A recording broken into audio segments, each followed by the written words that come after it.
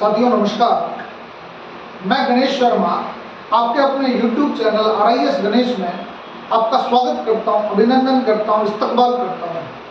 साथियों, आज हम राजस्थान के ऐसे टॉपिक, ऐसे ज्वलंत मुद्दे के साथ में, एक ऐसे जोरदार टॉपिक के साथ में उपस्थित हुए हैं जो आपको उसकी बारीकियां बताएगा और ये बारीकियां आपके भविष्य में बहुत काम आने वाली है। साथियों, हम बात कर रहे हैं आज राजस्थान स्वास्थ्य का अधिकार कानून 2022 की, जो पूरे देश में एक नजीर के रूप में पेश हुआ है।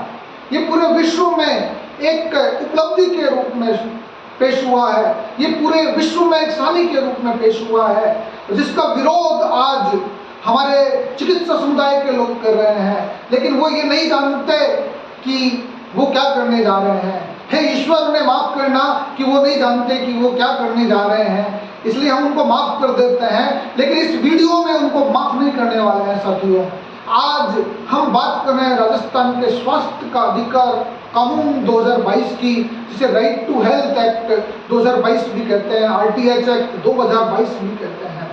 साथियों, भारतीय संविधान में हमें कुछ मूलभूत अधिकार दिए गए हैं।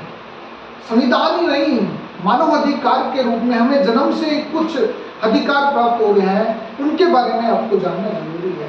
साथियों, आप सब लोग जानते हैं कि व्यक्ति को सरकार नहीं, जन्म से ही कुछ अधिकार प्राप्त होते हैं, जिसे हम मानव अधिकार कहते हैं, ह्यूमन राइट्स कहते हैं।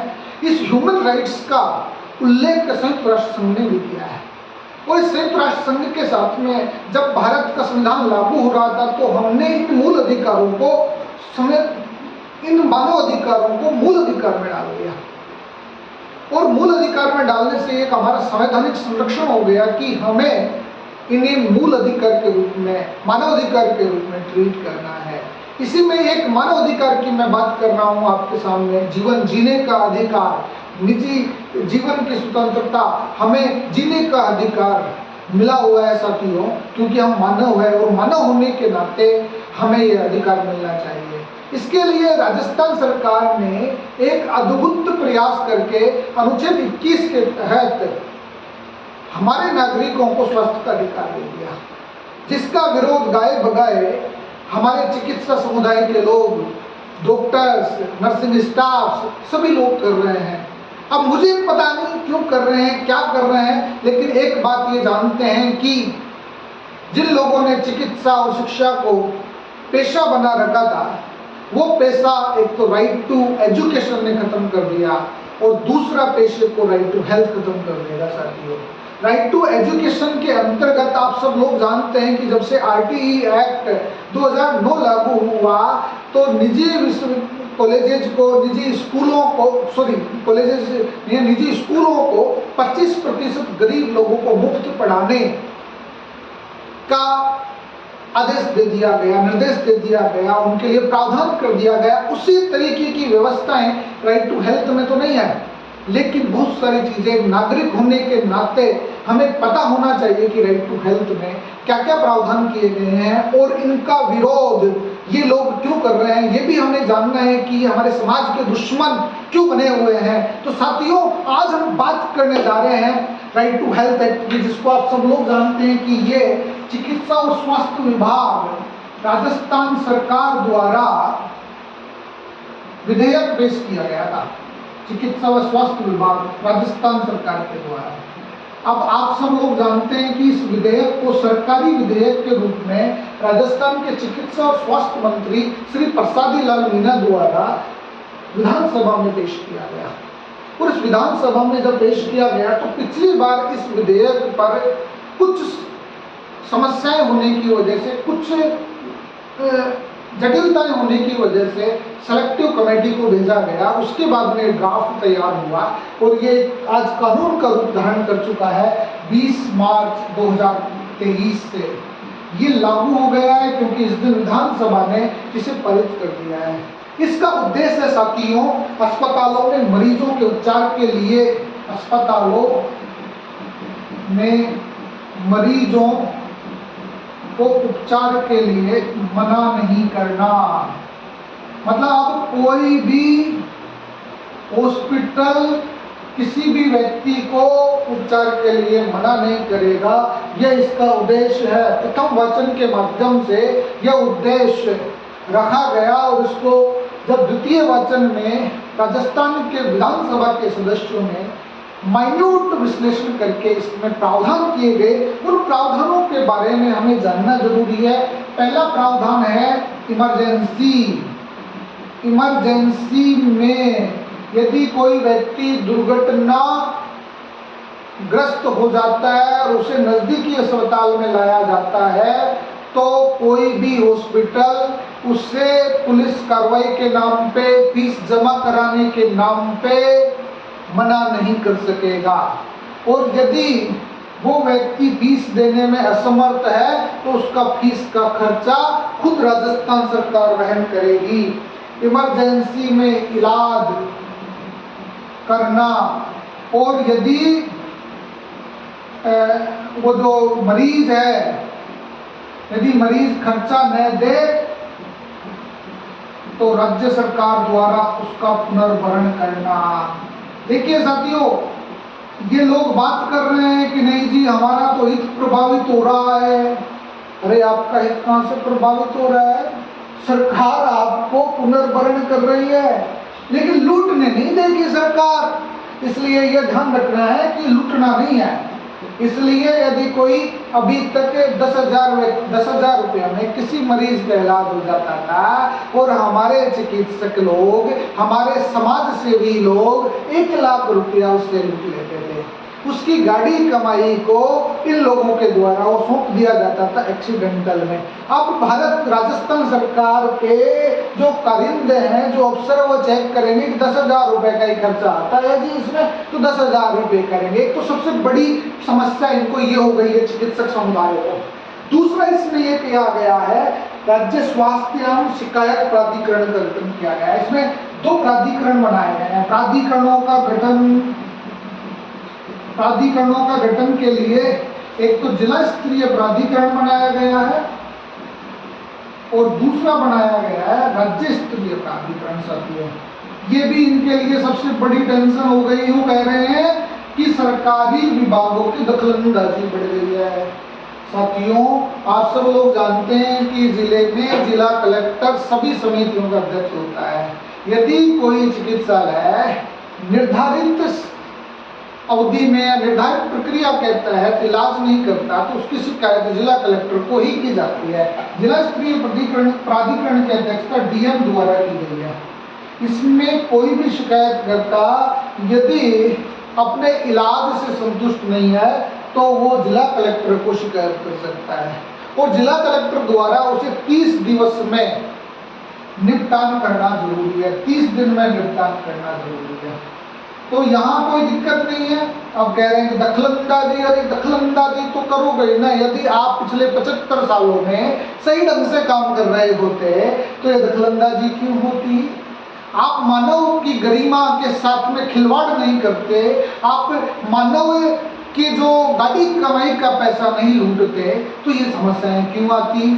तो दूसरी बात है, यदि फिर भी व्यक्ति संतुष्ट नहीं है तो राज्य स्तरीय प्राधिकरण में इसकी शिकायत कर सकता है। राज्य स्तरीय प्राधिकरण में जो वाइस चांसलर है Rajasthan university of health and science RUHS का, वो इसकी अध्यक्षता करेंगे।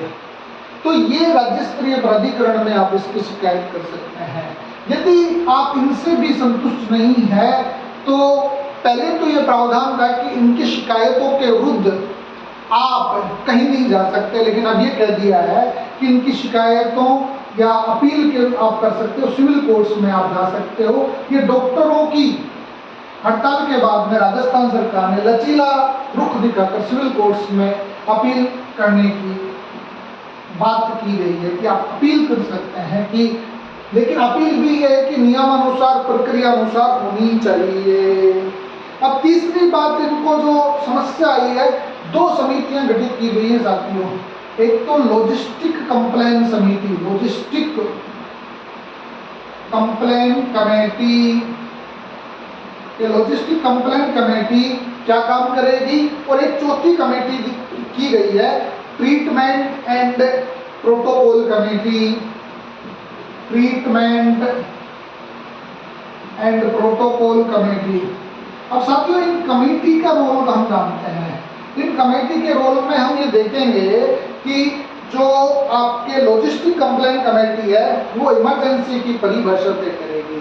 वो ये बताएगी कि शिकायतों का निपटान कैसे हुआ है। वो आपको ये बताएगी कि निजी क्षेत्र द्वारा जो किफायतीपूर्ण गुणवत्तापूर्ण इलाज दिया गया है कि नहीं दिया गया। ये लॉजिस्टिक कंप्लेंट कमेटी है जिसमें डॉक्टर्स भी होंगे और अफसर भी होंगे। तो इसमें इनको दिक्कत आने की जरूरत नहीं है, लेकिन इनकी दादागिरी खत्म हो गई है। तीसरी बात करें ट्रीटमेंट एंड प्रोटोकॉल कमेटी की। ट्रीटमेंट एंड प्रोटोकॉल कमेटी ये देख करेगी डॉक्टरी सलाह या डिस्चार्ज किया गया है या दवा जो दी गई है या ऑपरेशन में कोई गड़बड़ी आई है तो उसका जांच करेगी कि जो प्रोटोकॉल के तहत सारी व्यवस्थाएं की गई नहीं की गई। ट्रीटमेंट में लापरवाही तो डॉक्टर ने नहीं बरत दी, तो ये कमेटी के द्वारा होना चाहिए। और एक नागरिक होने के नाते हर एक मरीज का ये अधिकार बनता है कि वो इनके बारे में जाने। अभी तो मरीज को भगवान का रूप देख लिए, भगवान का रूप माना जाता था, लेकिन साथियों भगवान ने क्या क्या कष्ट झिलवाए हमें और जनता को क्या क्या यातनाएं दी, कैसे वसूले पैसे, इसके आधार पर सरकार को आखिरकार ये विधेयक पास करना पड़ा, जिसका मैं कुछ नहीं कह सकता, लेकिन सच्चाई तो यही है। तीसरा बात कर रहे हैं कि इन्होंने वकीलों ने ये हमारे चिकित्सा कर्मियों ने विरोध किया कि नहीं साहब हम तो छोटे आदमी है जी, 50 बेड पे लागू मत करो। तो ये व्यवस्था 50+ बेड वाले अस्पतालों में लागू होगी, 50 से कम वालों पर लागू नहीं होगी। तो फिर आपको समस्या कहाँ है? आप 50 से कम बेड रखते हैं तो आप अपने हिसाब से कीजिए, 50 से ज़्यादा आप रखते हैं तो आप सार्वजनिक हो जाते हैं, पब्लिक हो जाते हैं, और पब्लिक होने के बाद में पब्लिक के उम्मीदों पर खरा उतरना आपका दायित्व बनता है साथियों। छठा इन्होंने प्रावधान किया है कि साथियों ये लोग क्या करते थे कि हम सब समाज की सेवा करेंगे, हम नागरिकों को चिकित्सा और स्वास्थ्य उपलब्ध करवाएंगे, क्योंकि ये तो सेवा है साथियों। और सेवा के नाम पे 1 रुपया में टोकन अमाउंट्स में जमीन खरीद लेते थे, और भारत सरकार और राजस्थान सरकार के द्वारा ये टोकन अमाउंट्स में इनको जमीन दी जाती थी। यदि रियायती दरों पर जमीन जिन संस्थानों को दी गई है वे है उन्हें इसके दायरे में लाया गया है। तो बताओ गलत कहाँ है? क्योंकि जब इन्होंने रियायती दर में इन्होंने जमीन खरीदी थी तब इन्होंने हमसे हामी भरी थी, एक MOU हुआ था कि हम जनता की सेवा करेंगे। तो इसमें समस्या किसी प्रकार की नहीं है। यदि कोई हॉस्पिटल वाला, तीसरी जो आग लगी है इनके, तीसरी जो समस्या खड़ी हुई है वो समस्या ये हुई है कि यदि किसी ने शिकायत कर दी और logistic complaint committee, treatment and protocol committee, जिला स्तरीय प्राधिकरण, राज्य स्तरीय प्राधिकरण के द्वारा इन्हें डिफॉल्ट पाया गया, तो पहली बार डिफॉल्ट होने पर 10,000 का जुर्माना, दूसरी बार होने पर 25,000 का जुर्माना, उससे कमाए होंगे 10,000 रुपया, 25,000 का जुर्माना लग गया। ये एक बड़ी समस्या हो गई है। तो ये बड़ी दिक्कतें हैं साहब। लेकिन हमें एक बात ये जाननी पड़ेगी, राजस्थान सरकार ने जो राइट टू हेल्थ एक्ट लेकर आया है उसमें नागरिकों के अधिकार दिए गए हैं कि हर एक मरीज को उसके रोग की प्रकृति, उसके कारण, प्रस्तावित जांच, रोग की देखभाल की जानकारी उसको पता होनी चाहिए। उपचार के प्रत्याशित परिणाम क्या क्या हो सकते हैं, संभावित जटिलताएं क्या हो सकती है, खर्चे उसके कहाँ कहाँ किस किस मद में कितना कितना किया गया है, ये सारी बातें उस रोगी को जानने का अधिकार है। OPD IPD सेवाओं में, चिकित्सा परामर्श में, आपके दवा में, रोग निदान में, आपात में परिवहन की सुविधा देगा कि नहीं देगा, इमरजेंसी में रोगी को निःशुल्क इलाज की सुविधा मिलेगी कि नहीं मिलेगी, बिना पूर्व भुगतान के सारी सुविधाएं दी जाएगी कि नहीं दी जाएगी, ये इस कानून में दिया गया है। साथियों, इस कानून में यह भी बताया गया है कि कानूनी मामलों में पुलिस की कोई एफआईआर या एनओसी या पुलिस को सूचित करने की जरूरत नहीं है, क्योंकि ये उपचार में देरी को दर्शाता है। इसलिए अब कोई भी हॉस्पिटल वाला पुलिस का हवाला नहीं देगा। रोगी की यदि मेडिकल रिकॉर्ड्स की, जांच रिपोर्ट की, उपचार खर्च की, विस्तृत बिल की जानकारी मांगने का रोगी को अधिकार बनता है। जॉब चार्ट की भी व्यक्ति जान सकता है, उसका उपचार करने वाले व्यक्ति के बारे में वो जान सकता है, उसकी शिकायत और सुनवाई के निवारण का प्रावधान कर दिया है। तो सरकार ने गलत क्या किया है साथियों? ये ऐसा नहीं हुआ साथियों, ये पिछले 75 सालों से हम देख रहे थे कि जो लोग डॉक्टर बन जाते हैं वो कितने महाराज बन जाते हैं। मैं मानता हूं कि डॉक्टर एक नोबल पेशा है, डॉक्टर एक भगवान का रूप होता है, लेकिन भगवान ने शैतानी रूप धारण कर लिया था। इस वजह से राजस्थान सरकार को यह बिल लाना पड़ा, क्योंकि हम जब दुर्घटना की स्थिति देखते हैं तो गोल्डन आवर्स में उसको बचाया जा सकता है। साथियों, ये पैसों के प्रति इतने लोभी हो गए, इतने लालची हो गए, इस बात को आप यूं समझ सकते हैं कि मैं अलवर के एक हॉस्पिटल का उदाहरण नहीं लूंगा, उसी हॉस्पिटल्स में उनका बच्चा एक्सीडेंट हो जाता है और उस हॉस्पिटल्स में आता है तो वो व्यक्ति जो डॉक्टर था वो कहता है कि साहब मैं इलाज नहीं करूंगा जब तक पैसे नहीं आ जाए, जब तक एफआईआर नहीं हो जाए। आखिरकार उस डॉक्टर को अपना बच्चा खोना पड़ा। ये कोई फिल्मी कहानी नहीं है, सच्चाई है, लेकिन नाम नहीं लूंगा कि उन्होंने क्या किया। कई हॉस्पिटल्स ऐसे भी हैं जिन्होंने गाड़ी कमाई, जनता की गाड़ी कमाई का किस तरीके से लोगों ने लाभ उठाया, उनके पैसों को कैसे बर्बाद किया। एक गरीब आदमी साथियों, आप जानते हैं कि वो अपनी गाड़ी कमाई का हिस्सा इन चिकित्सालयों में दे जाता है। आप ये देखते होंगे कि एक मजदूर व्यक्ति साल भर में लाख रुपया नहीं कमाता, लेकिन यदि वो बीमार हो जाता है तो 50,000 रुपया, 1 लाख रुपया हॉस्पिटल्स को दे आता है। आज हमारा जो लिविंग स्टैंडर्ड्स है, कई वजहों में सबसे बड़ी वजह चिकित्सा सुविधाओं का अभाव रहा है। तो ये राजस्थान सरकार के नेक प्रयास है और इसे हमें दिल से सैल्यूट करना चाहिए कि राजस्थान सरकार दिल से सैल्यूट करने योग्य है। अब हम बात करते हैं कि ऐसा नहीं है कि हमने राजस्थान सरकार के जो ये प्रयास हैं, इन प्रयासों को हमने कहीं शरण नहीं दी। वो हमने मरीजों का भी ध्यान रखा है, हमने डॉक्टर्स के हितों का भी ध्यान रखा है, हमने चिकित्सा संस्थानों के हितों का भी ध्यान रखा है। लेकिन कुछ निजी स्वार्थ की वजह से ये चिकित्सा संस्थान, ये चिकित्सक लोग अपने आप को ऐसा महसूस कर रहे हैं। एक दिन पूरे अखबार में एक डॉक्टर्स के बारे में बताया गया कि नहीं साहब, इसका बिल का विरोध हम यूं कर रहे हैं। मैंने उन्होंने 65 पॉइंट्स दिए थे, 65 पॉइंट्स को मैंने कट कर दिया कि आपका एक भी पॉइंट्स रीजनेबल नहीं है, इसलिए आप इसको कट कीजिए। दूसरी बात हम बात करते हैं कि हमने दुर्घटना में निःशुल्क परिवहन की व्यवस्था राजस्थान सरकार ने की है। यदि निःशुल्क इलाज की व्यवस्था की गई है, निःशुल्क जांच की व्यवस्था की गई है, चिरंजीवी स्वास्थ्य बीमा योजना की बात की गई है और दुर्घटना बीमा योजना भी हमने चिरंजीवी योजना के तहत दिया है। इसलिए ऐसा कहीं भी कुछ भी नहीं है जो इनको लगता हो कि स्वास्थ्य का अधिकार उनके लिए नुकसानदायक हो सकता है। चिकित्सा और चिकित्सा संस्थानों को जो सुरक्षा कवच दिया गया है वो उनके वित्तीय हितों को ध्यान में रखकर दिया गया। ऐसा नहीं है कि हमने किसी हॉस्पिटल्स के साथ में वो चीजें की है। और इन हॉस्पिटल्स को समय पर भुगतान हो, इसके लिए हमने ऑटो अप्रूवल प्रणाली भी शुरू की गई है। इसलिए हमने ऐसा कहीं भी चिकित्सकों के हितों के विपरीत काम नहीं किया है, जनता के हित में ही काम नहीं किया, हमने सभी हितों का ध्यान में रखा है। राजस्थान सरकार ने जो बिल बनाया है वो सभी समुदायों के साथ में बैठ के, सभी चिकित्सकों के साथ में बैठकर बनाया है। इसलिए इस कानून के बारे में किसी प्रकार की ऊहापोह होने की जरूरत नहीं है। आपको ये वीडियो कैसा लगा जरूर फीडबैक दीजिएगा। धन्यवाद।